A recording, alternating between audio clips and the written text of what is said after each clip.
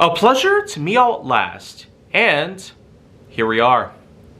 The last time that I intend to do anything from HJ Nature Book. A lot of the natural elements that we've known that make life possible and yada yada. For this instance, this is number 2568. The last thing of 2024 that I intend to do for HJN. Let's go with water. After all, much like time, space, wind, light, darkness, fire, ice, electricity, and even air, water does in fact play a lot of roles when it comes to harboring life and also maintaining it for years to come. As we know, much like how ice has become a major ingredient of Earth's land masses, water in fact is much more common. When you think about it, about 2/3 of the blue marble itself, you probably know why it's called the blue marble. That's because oceans occupy up to 2/3 of the entire planet, as we probably know by this point. And water is in fact an insanely common element. You know, if you ever looked about such things like fire, ice, electricity, and whatnot, water just beats all of those things. Yeah, even space is something that you could probably guess as being a vast expanse of land that we have yet to truly find more about. And while that's also rather common, when it comes to Earth-based nature, the elements that make up life itself probably wouldn't have been all that possible without water. Water is the reason why a good amount of organisms were first originated and eventually organisms starting to shift on the land that used to be a giant supercontinent known as Pangaea, then eventually splitting off into two, Gondwana and Larusa, and eventually going off into 7 continents, with the largest one being Asia. And of course, the one continent that does in fact span an entire segment of the poles, Antarctica. But let's be real here. Water is the reason why so much of this stuff has happened. It's not only responsible for basically separating the giant Pangaea into multiple lands itself, it's not just responsible for basically allowing the world to become what it is today with the life that we have as it stands currently. It is also in fact possible for harboring life that actually exceeds a lot of expectations. Remember, there's millions of species regarding animal or human or plant life. Millions of species. And the thing is that in terms of water, it actually carries a special mysterious vogue to it.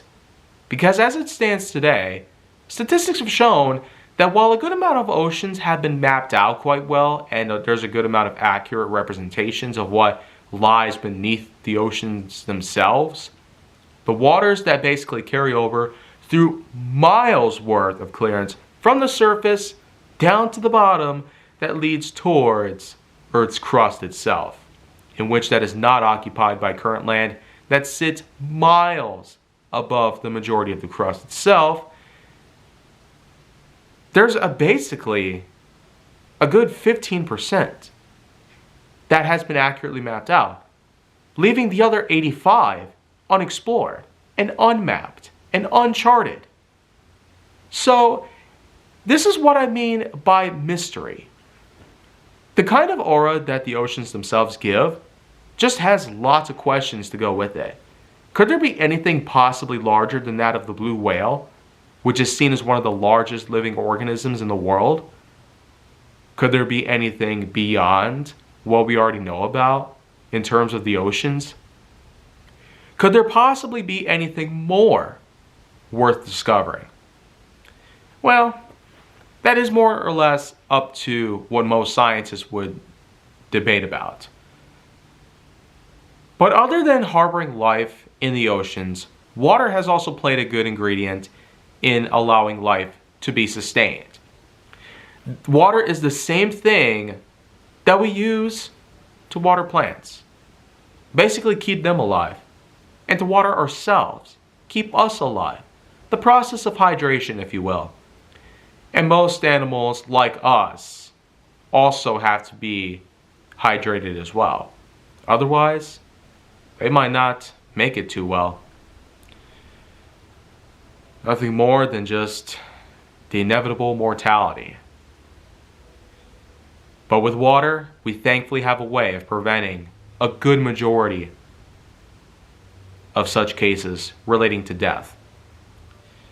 On top of all that, we've seen water in usage in many other ways.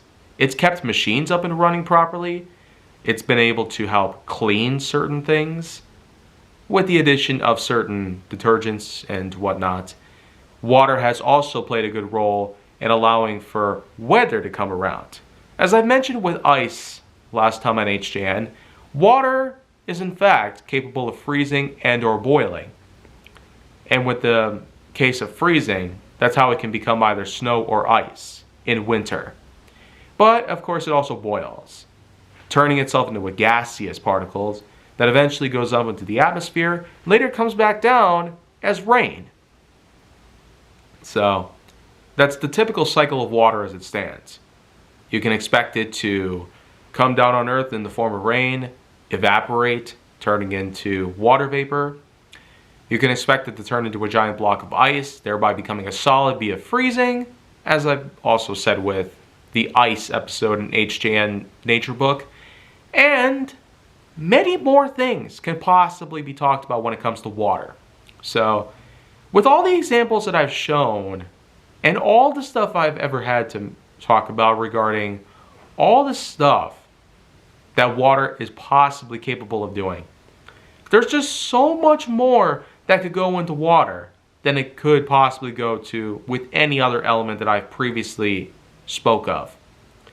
I mean, I've had a lot to say about light, dark, air, space-time, and whatnot. But the thing is that water just exceeds so many different possibilities that I could have ever had to talk about regarding the other elements of the cosmos and of Earth itself. Water just does so much more. But yet, I feel like it's only simple enough that I do conclusify this episode and this year by simply saying, thank you very much for tuning in to HJN. Just to know the fact that I had gone through this whole year with this whole season as a whole and having myself a good amount of stuff worth talking about here. And with all that, I feel like that this is just where I can possibly end things. This is the end of Nature Book. This is the end of HJN for the year. This is the end of 2024.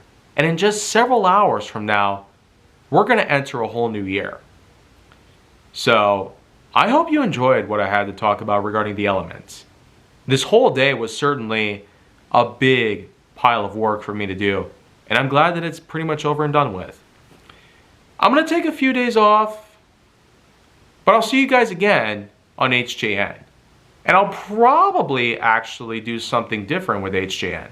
Something that will pretty much be a little familiar to those who might remember a few years back, in which that I had a lot of things to talk about regarding video games.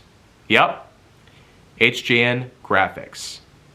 I will talk more about that later on once I'm done with my break here. So, let's see if we can get 2025 started on a bang. And more importantly, make sure to like, subscribe, comment, follow me wherever you can find me, and stay on the Hollywood side for more on this channel.